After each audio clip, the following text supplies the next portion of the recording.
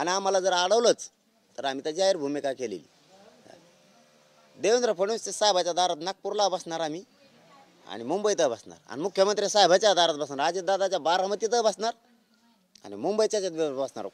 पाठीमागची तर भूमिका सांगितलेलीच आहे आम्ही। पाठीमागचे सज्ज आहेत, जे मुंबईला येते ते मुंबईचे खिंड आरक्षणाचे लढवणार आहेत, जे मागं राहिले तिथं पोराला उच्चिक जरी त्रास झाला कुणाच्या बी थोडा बी नुसता लोटल्याला बी तर इकडच्या मंत्र्याच्या आणि आमदाराच्या घरीच वेळा टाकून बसायचं राहिलेल्या मराठ्यांनी सगळ्यांनी।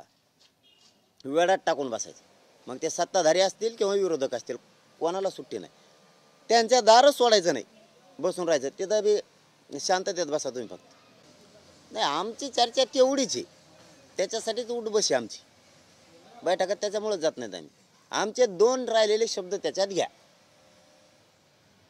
बस, आमचा दुसरं काय म्हणणं नाही। ते क्युरिटी पिटिशनचं आरक्षण टिकल नाही टिकल ते ओपन कोर्टात हे का कुठं त्याच्यात शासन काय तुम्हाला स्पष्टीकरण द्या म्हणलं ते आणखीन दिलेलं नाही।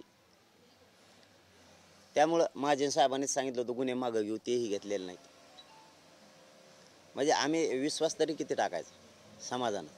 त्यापेक्षा मराठ्यांनी आता ठरवलंय मुंबईला गेल्याशिवाय आरक्षणाचा पर्याय निघत नाही, आता घरी बसायचं नाही, करोडोच्या संख्येनं मुंबईकडे जायचं तरच आपले पोरं मोठे होणार। आणि मराठ्यांना सुद्धा विनंती की शक्ती दाखवण्याची वेळ, शांततेत शांततेत शक्ती दाखवण्याची वेळ आहे।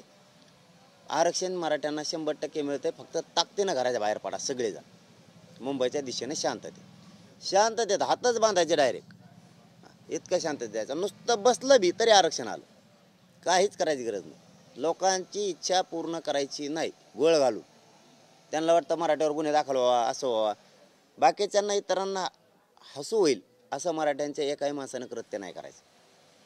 आपल्या पोरावरती गुन्हे नाही झाले पाहिजे आणि कोणी काय म्हणतात त्याला दुखापतसुद्धा नाही झाली पाहिजे।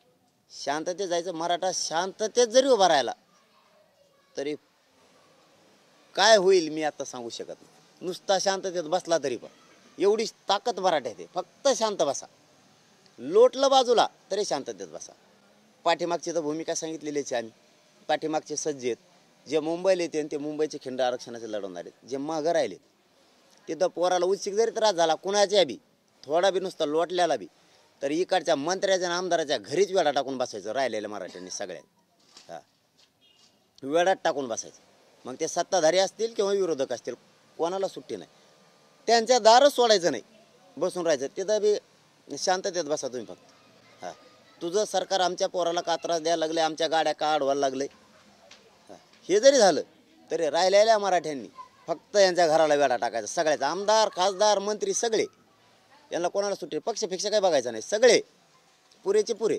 आणि आम्हाला जर अडवलंच तर आम्ही तर जाहीर भूमिका केलेली। देवेंद्र फडणवीस साहेबाच्या दारात नागपूरला बसणार आम्ही आणि मुंबईत बसणार आणि मुख्यमंत्री साहेबाच्या दारात बसणार, अजितदादाच्या बारामतीत बसणार आणि मुंबईच्या बसणार। कोणाला जर अडविलं ना एखाद्याचं वाहन, मग आम्ही खायचं प्यायचं काय, त्यात काय दगड आहेत काय, एवढा अन्याय मराठ्यावर नाही करायचं, अजिबात नाही करायचं। कारण शेवटी आम्ही सुद्धा तुमचे आणि तुम्ही सत्ताधारीत म्हणजे पालकत्व तुमच्याकडे।